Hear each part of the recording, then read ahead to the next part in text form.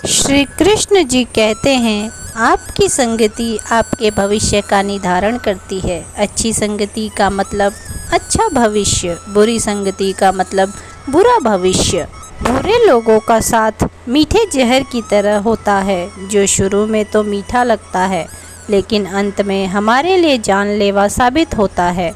इसलिए हमेशा अच्छी संगति में ही रहना चाहिए। संगति यह तय करती है कि आपका भविष्य बेहतर होगा या बदतर। तरह की संगति ने कैकेयी को हमेशा के लिए बदनाम कर दिया। सज्जनों और सद्ग्रंथों की संगति के कारण विभीषण का उद्धार हो गया। हम जैसे लोगों के साथ अपना समय बिताते हैं, हमारी वैसी ही गति होती है। आरव एक मध्यम वर्गीय परिवार से था। वो पढ़ने में बहुत अच्छा था। उसने 12 क्लास तक लगातार अपने स्कूल में टॉप किया था। उसके परिवार वालों को उस पर गर्व था। उसके माता पिता को यकीन था कि हमारा बच्चा बहुत आगे जाने वाला है। लेकिन 12 के बाद आरव कॉलेज में गया तो उसकी पूरी लाइफ ही बदल गई। उसके ऐसे दोस्त बन गए कि वो अब पहले का आरव नहीं रहा और वो अब पूरा बिगड़ गया। वो घर वालों से झूठ बोलकर पैसे लेने लगा और अपने दोस्तों के साथ देर रात तक पार्टी करने लगा था। आरव के घर वालों को ये सब समझ में आ रहा था और उन्होंने कई बार आरव को समझाने की कोशिश की, लेकिन आरव में कोई भी बदलाव नहीं आया। उल्टा वो घर वालों से कहने लगा कि आप मुझे ज्ञान मत दीजिए, मुझे आपके ज्ञान की कोई ज़रूरत नहीं है। मैं अब बड़ा हो गया हूँ, आप मुझे मेरे तरीके से जीने दीजिए। दिन ब दिन आरव और भी बिगड़ता जाता था, लेकिन अब घर वाले उससे तंग आ चुके थे, इसलिए उसे कुछ भी नहीं बोलते थे।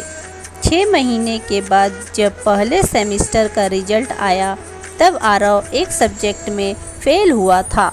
ये बात आरव के ईगो को हर्ट कर गई कि जो लड़का 12 तक टॉप करता आ रहा था वो कॉलेज में कैसे फेल हो सकता है।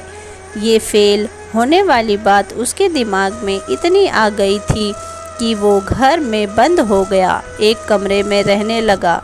घर वालों से बात करना बंद कर दिया, यहाँ तक कि उसने अपने दोस्तों के फ़ोन उठाना भी बंद कर दिया और उसने बाहर आना जाना भी बंद कर दिया।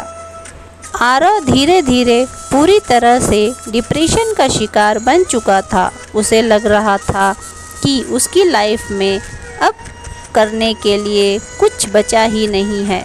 आरव जिस स्कूल में पढ़ता था वहाँ के एक अध्यापक को ये बात पता चली। उन्होंने आरव को अपने घर पर डिनर के लिए बुलाया। आरव को डिनर पर जाने का बिल्कुल भी मन नहीं था, लेकिन स्कूल के समय से उस अध्यापक का आरव के साथ अच्छा संबंध था और आरव मना भी नहीं कर सकता था, इसलिए वो चला जाता है। अध्यापक के घर पर पहुंचकर आरव ने देखा कि उसके अध्यापक बगीचे में बैठे हैं। ठंड का मौसम था, इसलिए वो अपने हाथ तपा रहे थे। आरव अपने अध्यापक के साथ जाकर बैठ जाता है। अध्यापक ने उससे पूछा कि आरव बेटा, क्या हाल चाल है, तुम्हारी पढ़ाई कैसी चल रही है। 15-20 मिनट हो गया, लेकिन आरव ने कोई जवाब नहीं दिया। अध्यापक को लगा कि अब मुझे कुछ करना होगा। उन्होंने कोयले का जो टुकड़ा जल रहा था उसे मिट्टी में फेंक दिया। वो कोयले का टुकड़ा थोड़ी देर के लिए जलता रहा और बाद में बुझ गया। ये देखकर आरव बोला, आप ये क्या कर रहे हो। कोयले का टुकड़ा अग्नि में धधक रहा था और वो हमें गर्मी दे रहा था। आपने उसे बाहर मिट्टी में फेंक दिया और उसे बर्बाद कर दिया। अध्यापक ने कहा, मैंने उसे कहाँ बर्बाद किया है। ऐसा बोलते हुए अध्यापक ने कोयले के टुकड़े को उठाया और उसे वापस अग्नि में डाल दिया। थोड़ी देर के बाद फिर से वो कोयले का टुकड़ा जलने लगा। अध्यापक ने कहा, बेटा, मैं तुम्हें यही समझाना चाहता हूँ, ये जो कोयले का टुकड़ा है वो तुम हो। जैसे ये कोयला मिट्टी में गिर गया था, वैसे ही तुम गलत संगति में पड़ गए हो। जैसे ये कोयले का टुकड़ा फिर से अग्नि में डालने से जल गया, वैसे ही तुम भी वापस ठीक हो सकते हो। तुम्हें बस इस कोयले के टुकड़े की तरह फिर से जलने की ज़रूरत है। तुम्हें अपनी लाइफ स्टाइल बदलनी होगी और दोस्त भी बदलने होंगे। मैं तुम्हें बस इतना ही समझाना चाहता हूँ कि तुम गलत संगति में आ गए हो और तुम वापस पहले जैसे बन सकते हो। आरव अध्यापक की बातें अच्छे से समझ जाता है और उसकी लाइफ बदल जाती है।